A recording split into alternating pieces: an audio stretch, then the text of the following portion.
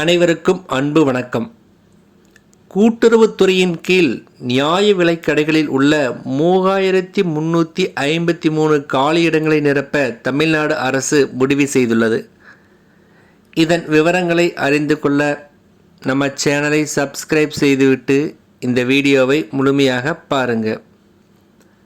தமிழக அரசு கூட்டுறவுத்துறையின் கீழ் மேற்கொண்டுள்ள முக்கிய சாதனைகளை அரசு அதிகாரப்பூர்வ அறிக்கையாக தற்பொழுது வெளியிடப்பட்டுள்ளது.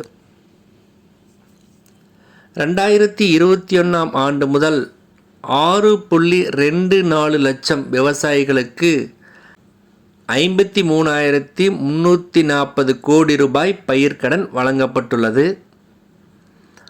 11,70,000 பயனாளிகளுக்கு மொத்தம் 4,904 கோடி மதிப்பிலான தங்க நகைக்கடன் தள்ளுபடி செய்யப்பட்டுள்ளது என்று அந்த அறிக்கையில் தெரிவிக்கப்பட்டுள்ளது. மேலும் 1,01,000 மகளிர் சுய உதவிக்குழுக்களுக்கு 2,118 கோடிகள் ரூபாய் கடன் தள்ளுபடி செய்யப்பட்டுள்ளது எனவும் தெரிவித்துள்ளது. சுய உதவிக்குழுக்களுக்கான கடன் உச்சவரம்பு ரூபாய் 20 லட்சத்திலிருந்து ரூபாய் 30 லட்சமாக உயர்த்தப்பட்டுள்ளது. விவசாயம் சார்ந்த நடவடிக்கைகளை ஆதரிக்கும் வகையில் 11,88,000 விவசாயிகளுக்கு 6,372 கோடி ரூபாய் கடன் வழங்கப்பட்டுள்ளது என்றும் அரசு தெரிவித்துள்ளது.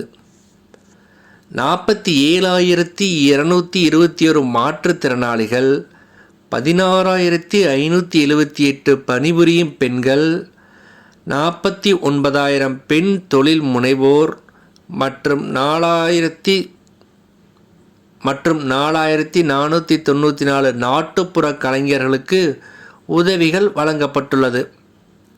அண்ணல் அம்பேத்கர் தொழில் முன்னோடி திட்டத்தின் கீழ் 86 துப்புரவு பணியாளர்கள் இயந்திரமாக்கப்பட்ட கழிவுநீர் வாகனங்களை பெற்று புதிய தொழில் முனைவோர்களாக மாறியுள்ளனர் எனவும் அந்த அறிக்கையில் கூறப்பட்டுள்ளது. கூடுதலாக மாநிலம் முழுவதும் மலிவு விலையில் மருந்துகளை வழங்குவதற்காக 70 புதிய கூட்டுறவு மருந்தகங்கள் மற்றும் 1000 முதலமைச்சரின் மருத்துவக் கடைகள் தொடங்கப்பட்டுள்ளன என்றும் அந்த அறிக்கையில் குறிப்பிடப்பட்டுள்ளது. மேலும் அந்த அறிக்கையில் சேமிப்பு கிடங்கு மேலாண்மை மற்றும் கூட்டுறவு வங்கி செயல்பாடுகளில் சிறந்து விளங்கியதற்காக மத்திய அரசிடமிருந்து தமிழ்நாடு பல விருதுகளை பெற்றுள்ளது குறிப்பிடத்தக்கது எனவும் தெரிவித்துள்ளது.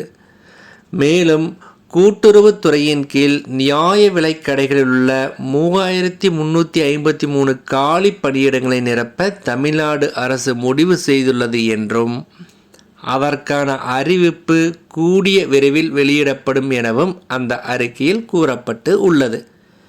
நன்றி, வணக்கம்.